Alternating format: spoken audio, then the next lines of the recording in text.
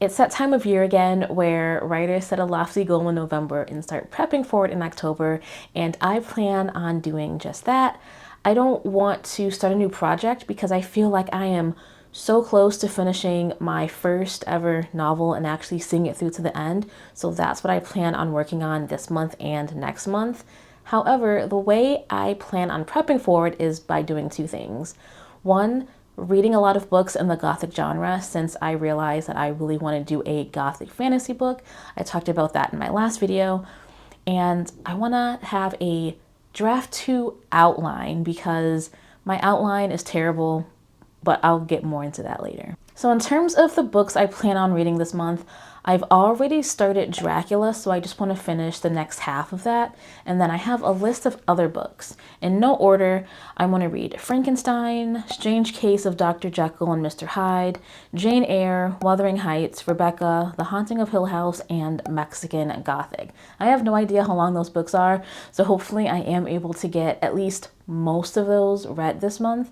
But I really wanted to have a mixture of older Gothic novels and then some newer ones because I want to see how the genre has changed and evolved over time. I think that'll give me a really good idea of what elements I want to and should include in my own novel once I get to draft 2. There are 3 things I really want to make note of as I'm reading all of these books: setting an atmosphere, the villain, and motifs. I think seeing how the books I read are similar and different in regards to those 3 things will really help solidify what I really do want to have in my book. So that's what I want to do with the books, but in terms of my draft 2 outline, I want to really start taking what I've learned and incorporate that into my outline. Also, my current outline isn't great anyways. It has a lot of rushed moments. I think I could have made longer chapters. There are just a lot of problems. However, I'm gonna save rewriting my book based on that outline until next month. So this month, I really want to focus on my draft 1 outline. And even though it's not perfect, I've gotten over 30,000 words using it. This is the closest I've ever been to finishing a novel, and I see an end in sight, and I want to commit to that and just keep on going.